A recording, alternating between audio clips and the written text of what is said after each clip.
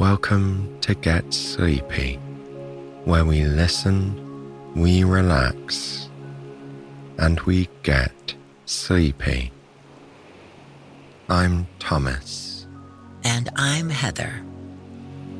Tonight's story is something a little bit different. It takes the form of an email exchange between two friends, one in the UK and one in the United States, hence the title, Across the Pond. The story was co-authored by Joe Steer, who lives in England, and Alicia Steffann, who's based in the US. Both Joe and Alicia have been writing for us for several years now. If you're a regular listener, you're no doubt familiar with their wonderful stories. We hope you enjoy this one too. But before we begin, make sure you're comfortable. Take a moment to adjust your sheets and pillows if you need to. Find the perfect position so you can drift off whenever you feel like it. When you're ready, close your eyes and take a couple of deep, calming breaths in and out.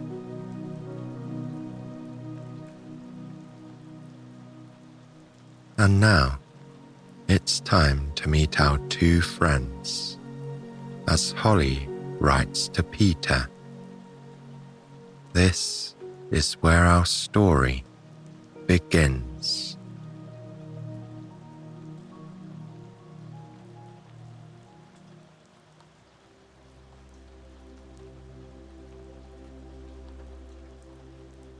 April 27th, 2023. Dear Peter, I hope your journey home from the conference went smoothly. My flight was delayed a bit due to heavy rain, but I was grateful it stayed warm enough that we weren't troubled by anything icy. I must confess, after a long and dreary winter, it was refreshing to blow off the cobwebs and get out of town to meet up with colleagues. I find it so easy to get stuck in my own small world sometimes, especially in the winter. Don't you? I love the small town I live in, and I'm not far from a great city. But between icy roads and the natural urge to hibernate, I find that I probably don't go out as much as I should. What's it like where you live? My town is charming, really. Lots of old homes from the early 20th century. I know that probably sounds very silly to someone from England, where houses are often many hundreds of years old. But I guess what I'm trying to say is there's a settled charm here. I love strolling the leafy streets and waving to neighbors on their porches. There's one really popular coffee shop on Main Street where I go to work on my laptop sometimes. They know my favorite drink by heart, and there's a standing meetup of locals there on certain mornings. I guess I've seen just about every season go by outside the window of that coffee shop. Right now, I'm home and looking out my bay window. The rain has been coming down steadily, but gently. I feel like spring here gets more polite as April goes on. The saying about March, that it's in like a lion and out like a lamb, isn't really true here in what's known as the upper Midwest. Many years, the ice on the lakes doesn't even really crack until well into April. But people always forget and complain that it's a cold year. They're just anxious to move on to the warmer season. I get it. Believe me. I so enjoyed our talks at the conference and was delighted when you suggested exchanging email addresses. I'm really an email person. A relic, I suppose. I don't like to spend much time on social media. It's good to find a kindred spirit in that respect. What else do you like to do in your free time? Read? Watch movies? Cook? I really must get some new books on my reading list, so I have an excuse to go sit in the park during May and June. I love those months here because they're not too cold and yet not too hot. And I'm practically giddy when the magnolias and the redbuds and the crabapple trees are flowering. For just a moment, everything seems green and pink all at once. And blowing petals are like snow. Such a gift after a hard winter. Well, I'm going on and on here, aren't I? Mostly, I just wanted to send you a greeting across the pond. Greetings from your new friend in the United States. And a very happy spring to you, Holly. May 2nd, 2023. Dear Holly, it's so lovely to hear from you after our recent meeting. I have to admit that I wasn't much looking forward to the conference. The talks can be rather dull, and the small talk awkward. So, it was such a pleasant surprise to meet a like-minded soul from across the pond. I'm sorry to hear that your flight was delayed. Mine was long and uneventful, but made all the more enjoyable by a good book. That same book is beside me now as I write to you at the desk of my home office, in front of a window overlooking the sea. This room is my sanctuary all year round, but particularly in winter when the sea air is bracing. I like to watch the waves rise and fall on the horizon from the warmth and comfort of my office. I understand the desire to hibernate. If it weren't for Benny, my Labrador, I might well stay inside for the whole winter. As it is, we take at least one walk a day, usually strolling along the beach at a nice gentle pace. We've both calmed down a bit now that we're middle-aged. Although Benny has moments when he reverts to being a puppy, running in and out of the water, trying to catch the waves. Sometimes we wander along the promenade, past rows of buildings along the seafront. Some are 200 or maybe 300 years old, but they've been renovated and turned into houses, shops, restaurants, and arcades. They're an eclectic mix, painted different pastel colours. Each building is a different height with its own unique features. I'd describe the architecture as charmingly chaotic, although the town itself is quiet and sleepy. I've never visited the upper Midwest, but I've been assured more than once that I'd enjoy the pace of life, the Midwestern hospitality, and, of course, the coffee. I love the idea of a frozen lake.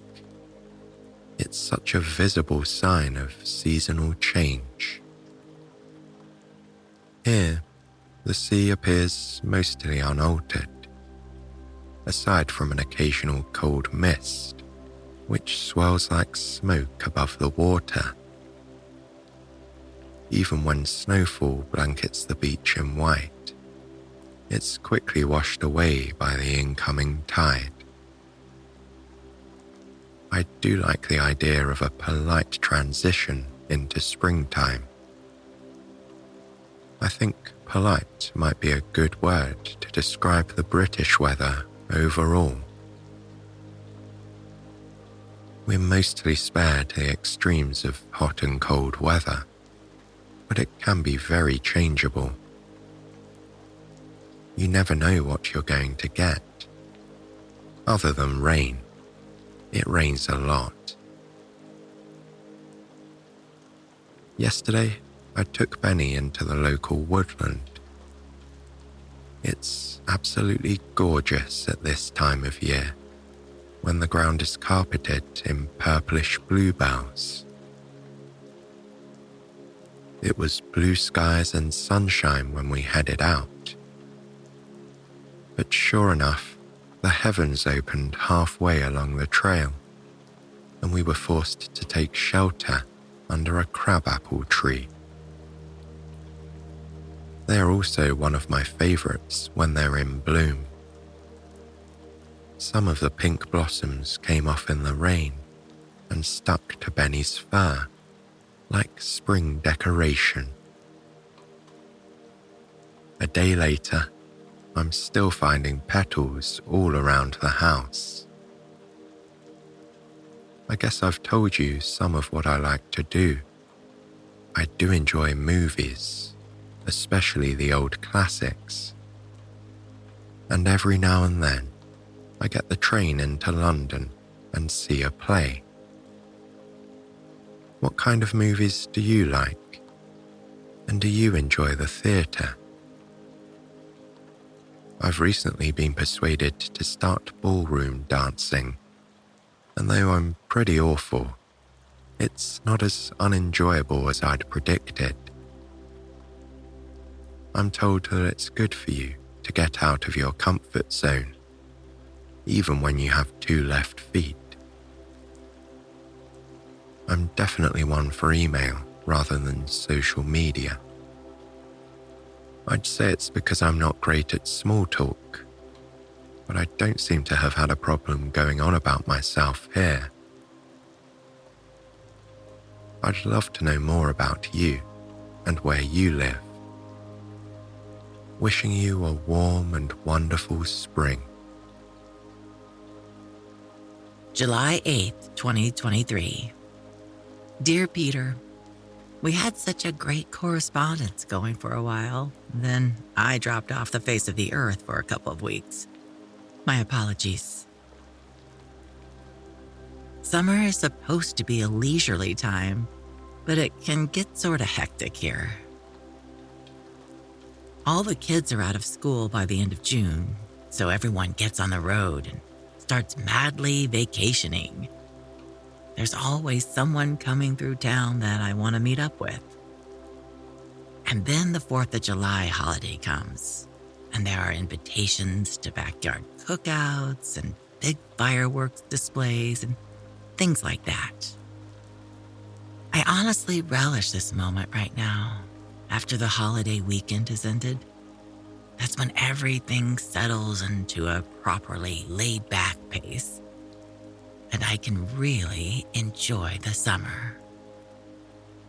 Well, I should say that I mostly enjoy the summer, but the weather isn't always the best part. Your home on the seacoast with its water views and lovely breezes sounds absolutely heavenly at the moment. Here in the landlocked portion of the upper Midwest, it can be surprisingly hot and humid. I will say, though, that it's a great time to live in a town where every other house has a spacious front porch. Many of my neighbors have furnished theirs with rocking chairs and chair swings. When evening falls and the crickets are an enthusiastic chorus, I love to walk the streets. Even in the darkness, you can see that all the gardens are in full bloom right now. The hydrangeas are my absolute favorite. Even in the darkness, the white variety seems to glow with such delicate beauty. I have some pink ones in my front yard.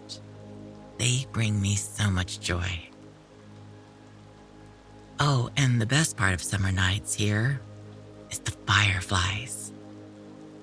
Some people call them lightning bugs, which I find wonderfully dramatic. Nothing is more magical than sitting on your porch at dusk and slowly watching as first one light, then another, then 5, then 10, and 100 more seem to start winking all at once in the yard. When I see them out there in full force, illuminating the darkness, I feel oddly optimistic about the world. This evening, there's an outdoor movie night happening on the town square. They do this weekly in the summer, weather permitting, and it's always a great old classic. That's my favorite kind of film. Tonight, we'll be seeing Casablanca. My friends and I are bringing a picnic basket and a feast of cheese and crackers and all our favorite beverages. I don't know what it is about seeing movies outside, but it's more of an event somehow. I love a chance to see everyone coming out to enjoy it together.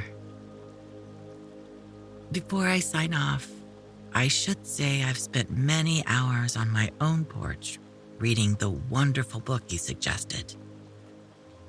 I could hardly put it down. Thank you so much for the tip. I will send along a few of my latest favorites tomorrow. At the moment, I'm off to meet some friends for a walk around the lake. As always, my best to you and Benny. Let me know what you've been up to. July 30th, 2023. Dear Holly, now it's my turn to apologize for disappearing.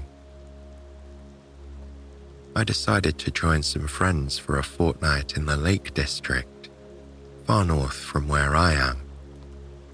It's close to the Scottish border. I'm not usually one for spontaneity, so I'm not really sure what got into me. I suppose I didn't realize I fancied a change of scenery until the opportunity presented itself. But my friends didn't exactly need to twist my arm. The lakes are beautiful, particularly in summer. It's a dog walker's paradise. Lots of rolling green hills, lakes and waterfalls, and quaint stone villages nestled in valleys. My friends brought their dogs, to Benny's delight, so the pair of us had old pals to catch up with. I think Benny enjoyed the break even more than I did. Most days we went out walking along the trails, refueling on cake at cafes along the way. We finished each day with a hearty pub dinner before returning to the cabin to play card games.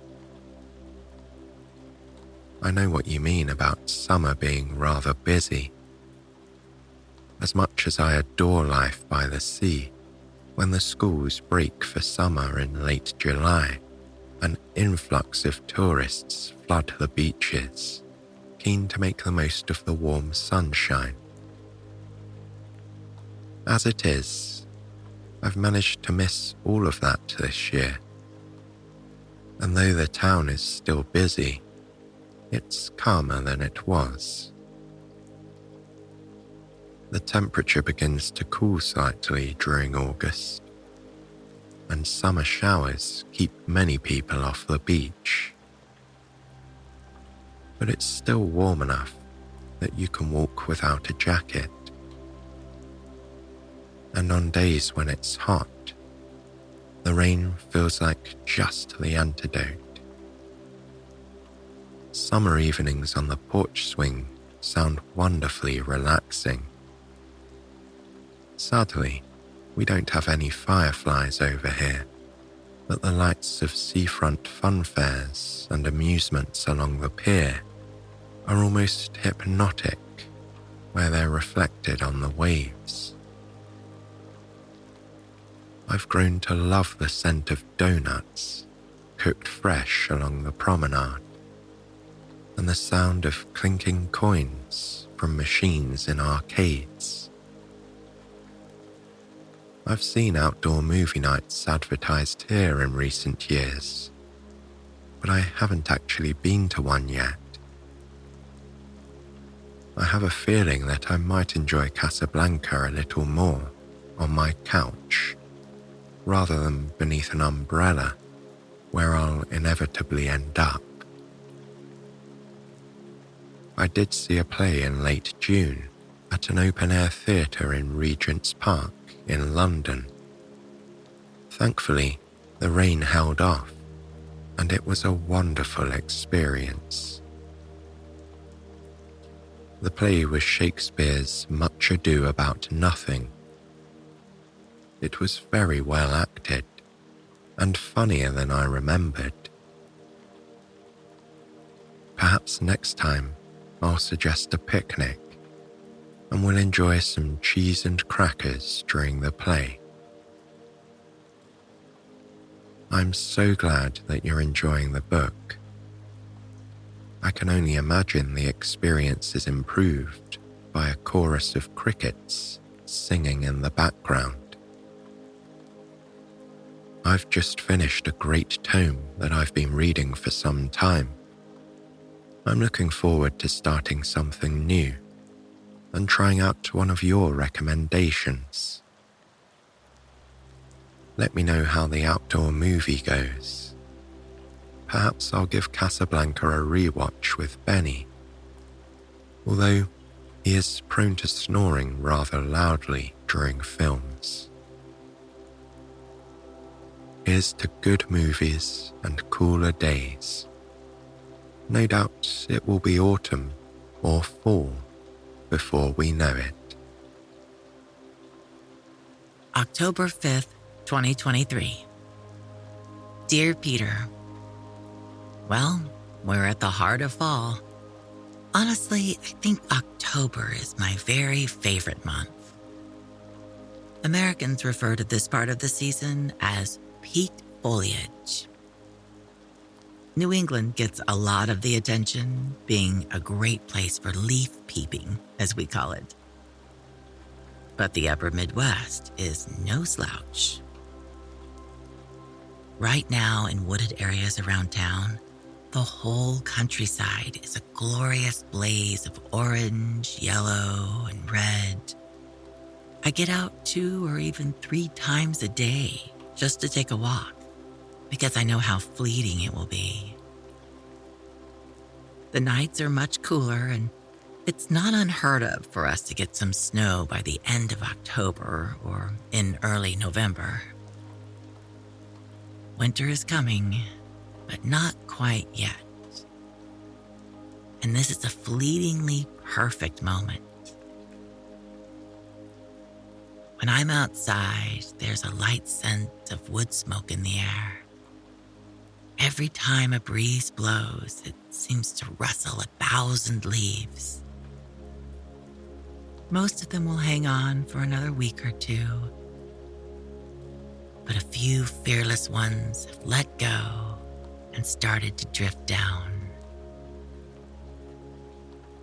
I see them ahead of me on my path, swinging gently from side to side as they float to the ground in the sunlight. The pumpkin farms are in full swing. You know we're obsessed with pumpkin over here, right? I'll confess, I'm as susceptible as the next person. I've already got numerous pumpkins and a ridiculous pile of ugly squashes that I bought at the farmer's market and piled on my porch steps. I'm quite proud of my fall bounty. I love to sit in my chair outside with a hot cup of cider, admiring my own work. It's insufferable, but in a really festive way. Of course, the big game here is Halloween. Our neighborhood is really jammed with trick-or-treaters, and the houses all get at the spirit with elaborate displays for the children. It's a perfect conclusion to this wonderful season. The last night of October is such a bittersweet moment because it's the unofficial end of proper fall. But hey, we've always got Thanksgiving to look forward to in November. I'm sure you've seen it in the movies. We are about to cook an unbelievable amount of food here. I must brush up on my pie crust. Something reminded me recently of the pervasive donut smell you mentioned last summer, floating over to you from the pier. A familiar scent here, in both summer and fall, is that of fried dough. And I mean, it's basically a big donut. They serve it at every state fair or craft fair from July to November. I can't go to a fair without eating the stuff. I guess it reminds me of my childhood. I am more likely to abstain from the carnival games at these events. I learned long ago they are designed to take your money. At best, you win, and then you're loaded down with a pastel-colored stuffed animal. So it's best to avoid them altogether. I'll stick with the fair food. All this discussion of snacks has made me ravenous. I realize I need to get my dinner into the slow cooker. I'll have to sign off for now, but I look forward to hearing all about how your October is going. These messages have been a highlight for me ever since the conference. Not to be sappy, but I'm so glad we became friends this year. Talk to you soon. October 11th, 2023. Dear Holly, your last email was such a pleasure to read. I feel like it found me at just the right time. I'd been feeling a little gloomy after a fortnight of rain, so heavy that even Benny, the intrepid outdoorsman that he is, refused to go outside for more than a few minutes. I love being inside, as you know, and certainly there's no weather that could detract from the beauty of the sea view through my office window. After a while, though, I felt my mood begin to dip. I needed to get out and breathe the fresh autumn air, and that's what I did after reading your email. I put on my raincoat, leaving Benny on the couch, and walked out into the pouring rain. In my gloomy state, I'd been focused on all the wrong things, but you reminded me that there's so much that I love about this season. I took myself off to a local park and indulged in a little leaf peeping, as you'd say. I do love to see the trees changing colour, maybe even more so when the leaves are dripping wet and the colours are so bright they look almost painted on. although I don't think the change is quite as intense over here. Autumn in the UK seems to grow longer every year, especially after a wet summer and before a winter that starts out rather mild. It's a long winding down from July onwards. A transition so gradual that it sort of creeps up on you. Drinking hot cider on the porch sounds anything but insufferable to me, though admittedly, I prefer eating pumpkins to carving them. I'm famous among my friends for my peanut and pumpkin soup, and my Sunday roast dinner never gets any complaints. Although I doubt it's anywhere near as elaborate as a Thanksgiving feast. All that talk of donuts and pie crust has got me thinking. I'm going to have a go at an American classic and see if I can make a pumpkin pie. It will be a challenge because I've actually never tried one, let alone made one. Maybe one day we'll meet again and you can tell me if I've succeeded. America's enthusiasm for Halloween must be catching on. It never used to be as big over here. There have been kids trick-or-treating for as far back as I can remember, but never the kind of decoration outside houses that I've seen pop up in the last few years. The festivities fit in nicely with Bonfire Night on November 5th, when we celebrate the fact that Guy Fawkes and his friends didn't blow up Parliament back in 1605.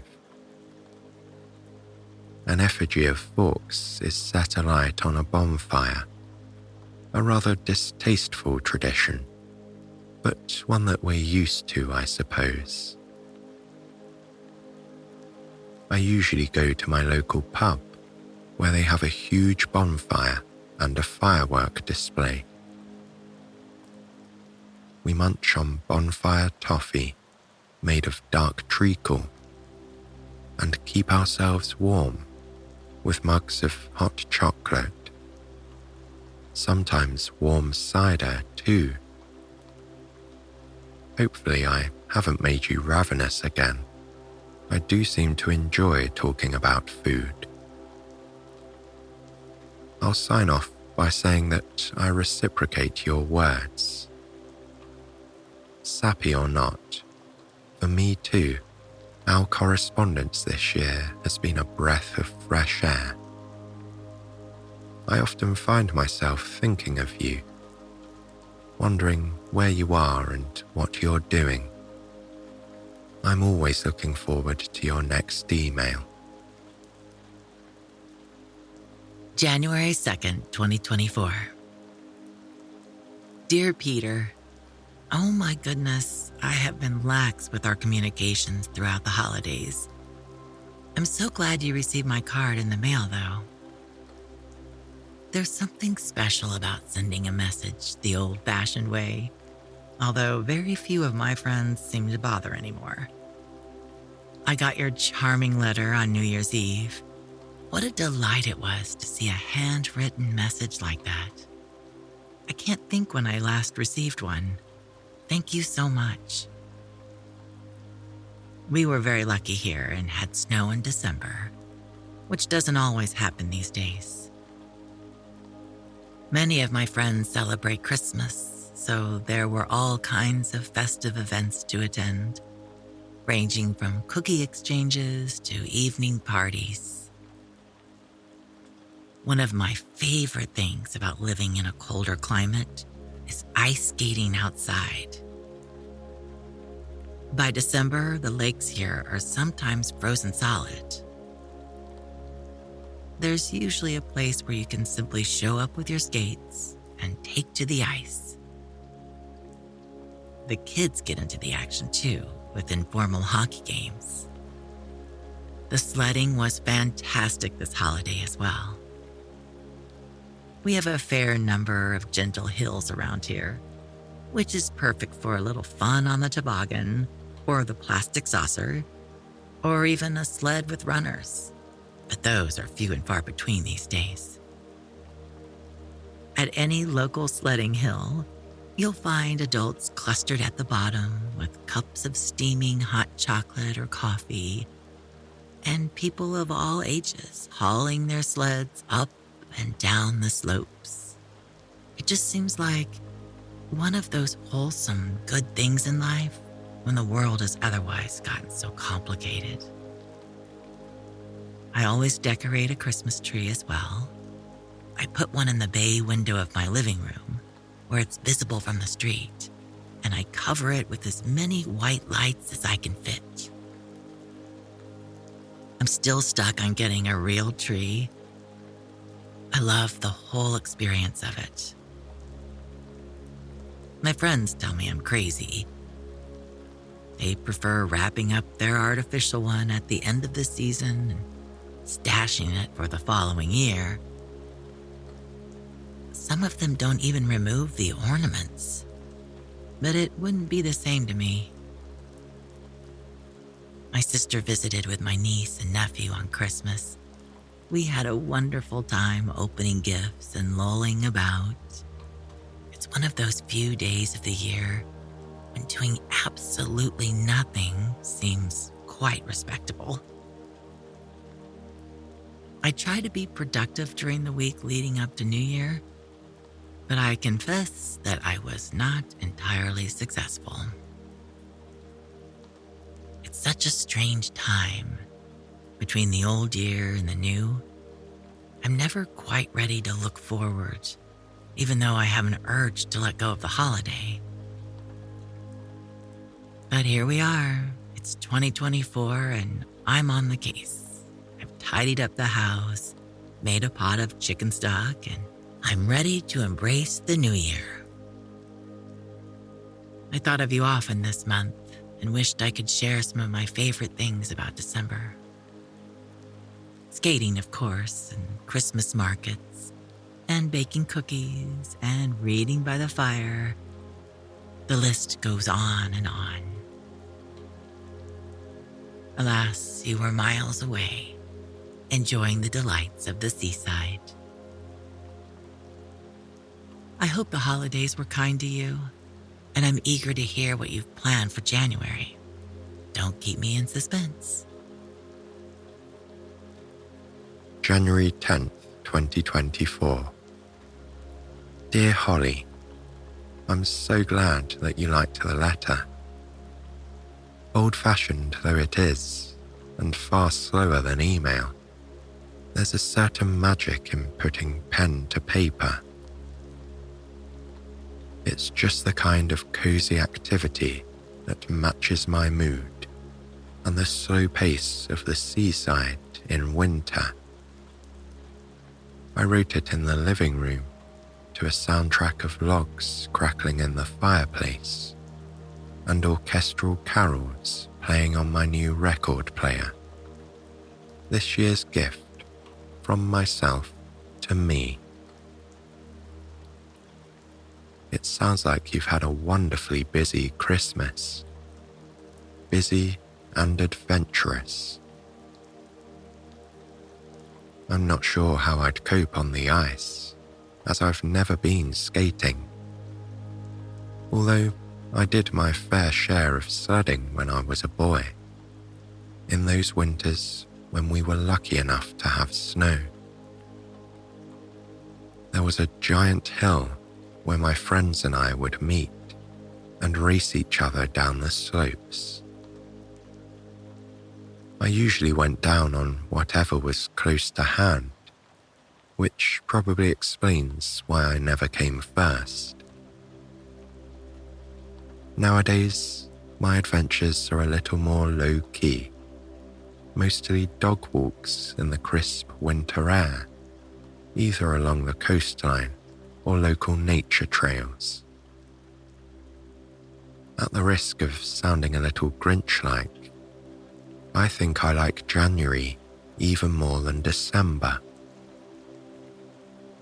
While I thoroughly enjoy the festive season, I find myself eager for the new year to begin. Maybe it's because I'm a creature of habit, but I enjoy the return to normality and routine. Once I've polished off the last of the mince pies, I try to get back into healthier ways. I batch cook winter soups and hearty stews, and bake a loaf of bread every few days. The smell wafts throughout the house, and it's just divine. It's the perfect meal to come home to after I've been out walking. So far, we've had a mild winter over here, though it's certainly been cold, and the sea breeze makes everything feel cooler. I've no doubt I make for an amusing sight when I'm out walking on the beach with Benny. I put on nearly half the clothes in my wardrobe, complete with hat, scarf and gloves, and a long padded coat. I actually got Benny a fleece-lined jacket to keep him warm, but his habit of chasing waves renders it useless on the beach. He gets it sopping wet in a matter of minutes, and then it freezes and has the opposite effect. Now, I save it for when we're not near the water, for when we're strolling about in the park or on a nature trail. I adore the woodland at this time of year. It's blissfully peaceful, as if the bare trees are sleeping. When I hear my footsteps crunching on the frost-covered ground, I'm almost afraid that it will disturb the woodland. It's the peace and solitude that I love most about January. Whether I'm at home or out and about, it's a chance to recharge my social battery. I read lots of books and listen to music and spend a whole lot of time watching the world go by, or rather, the rolling waves going up and down.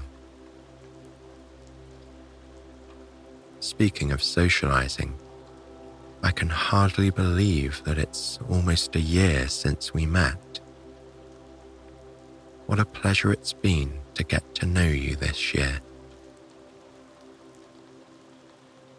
How funny to think that the same conference I was slightly dreading last year is the same one that I'm now excited to attend.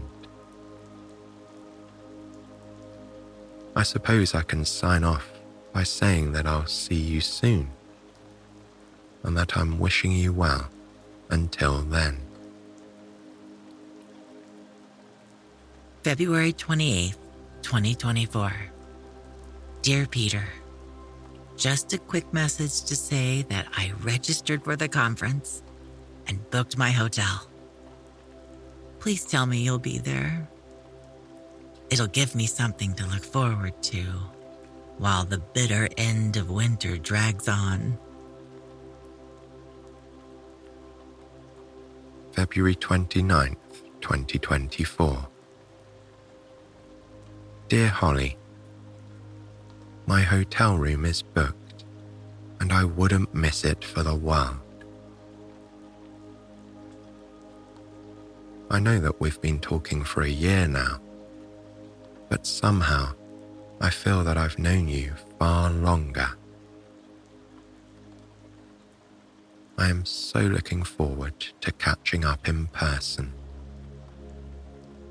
See you soon.